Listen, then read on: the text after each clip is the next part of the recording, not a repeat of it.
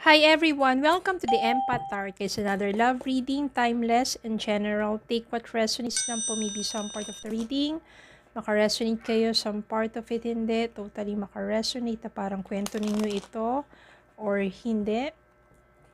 Nida natin ngayon kung anong love connections, love story, mga aral kabay sa buhay, pag-ibig ang ating mababatid for this reading. Spirit guides, send me messages. Anong mga aral sa buhay, pag-ibig, ang nais yung ipabatid sa amin.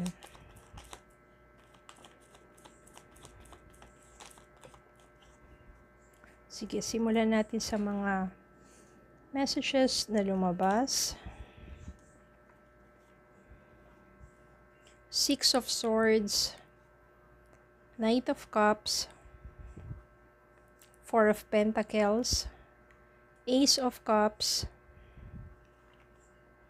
Four of Cups, the Fool, Devil, and Five of Wands. Ito natin siya ilagay.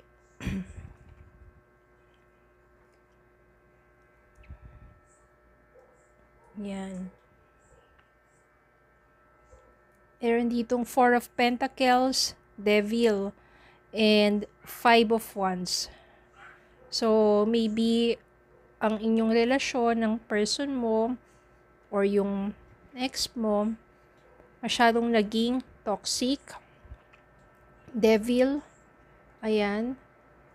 Parang palagi nangingibabaw dito yung pagtatalo, pag-aaway, hindi pagkakasundo.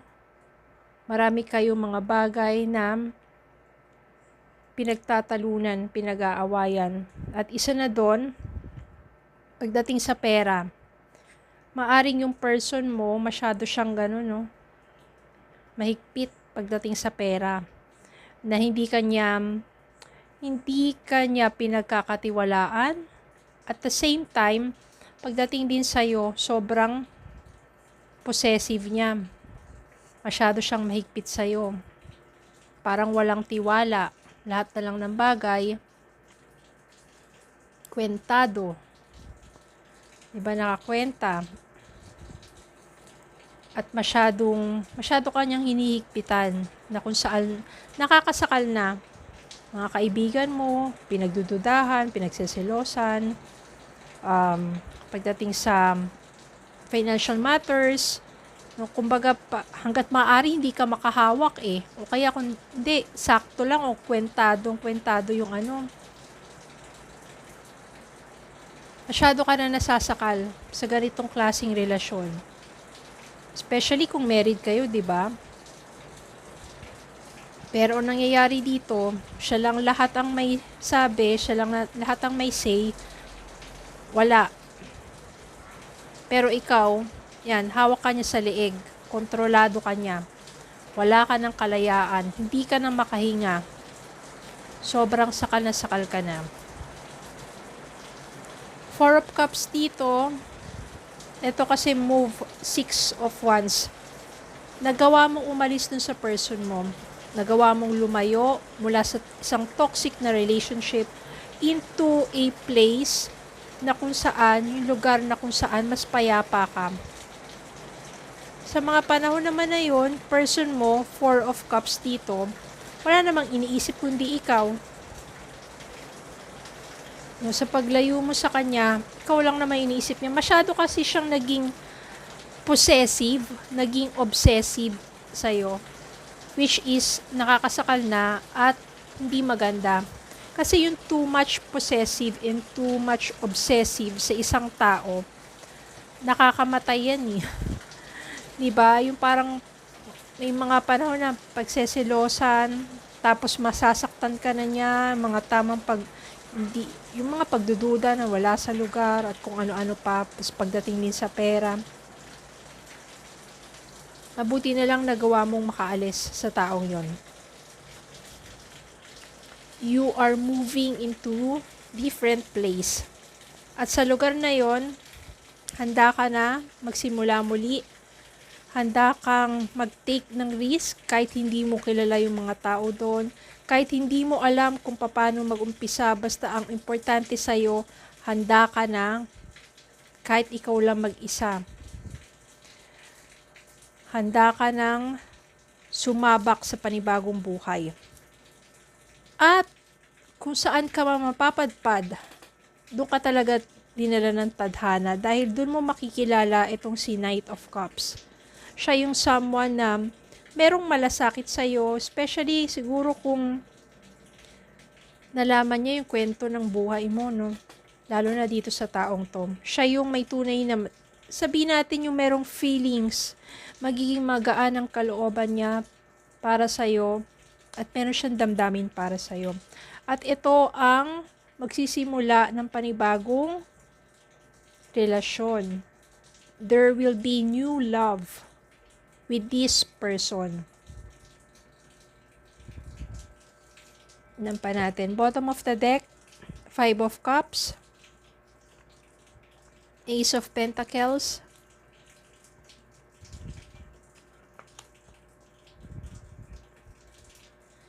so yung 5 of Cups dito, yung person mo na nilayuan mo, na sobrang patay na patay sa'yo, ayun, ang dami na niyang regrets. Siguro doon na niya na pagtanto lahat ng mga ginawa niyang pagkukulang, pagkakamali, sobrang pananakal sa'yo. Ganun naman talaga, nasa huli ang pagsisisi. Samantalang etong taong to, Ace of Pentacles, no, new love, new opportunity for, sabihin natin, mas stable na relasyon, at mas magiging maganda ang takbo ng love life mo with this new person. Parang ito rin yung reading sa kahapon na gusto pang bumalik pero na meron ka ng bago, di ba? Bakit ka pa babalik to sa isang toxic na person? Kung magbabago man siya, edi good para sa kanya, mabuti para sa kanya yun, para sa mga susunod niya magiging makarelasyon, hindi na niya gagawin yung ginawa niya sa'yo, di ba? Pero ikaw ang importante, nakalayo ka na sa kanya, meron ka ng bagong kasintahan. Tingnan natin ang message para sa inyo.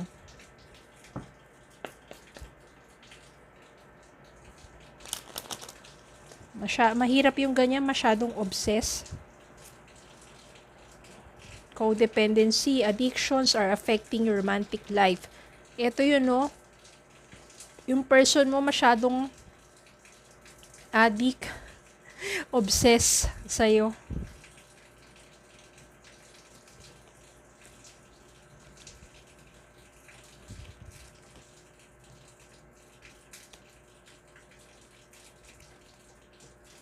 Release your ex. The time has come to clear your energy.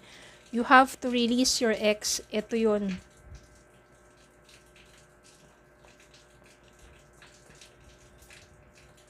Finances and career. Financial issues are a factor in your love life right now. Ito, masyado kasi siya mahigpit sa dating sa pera.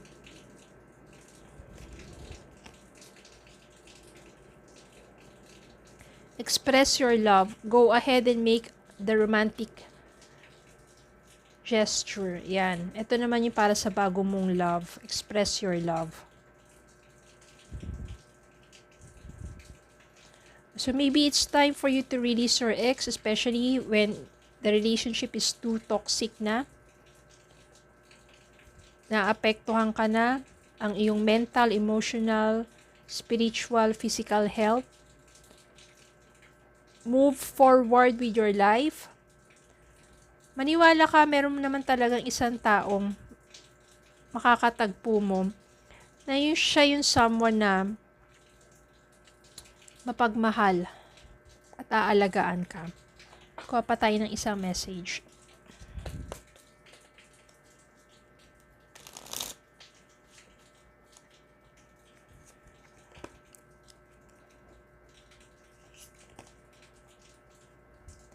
Keep the door open. Don't be so focused on the closed door that you don't see the ones which open for you. So, ibig sabihin, keep your door open sa pagmamahal.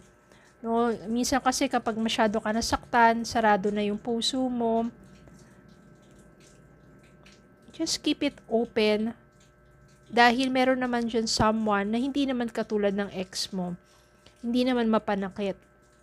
Meron pa rin naman someone na sabihin nating honest and someone who dearly desires you, not in a obsessive way. So, just keep your heart open to love. Okay? So, yun lang po. Maraming salamat po for watching. Please don't forget to like, share, comment, subscribe, follow me Facebook and TikTok. Have a good day po and God bless.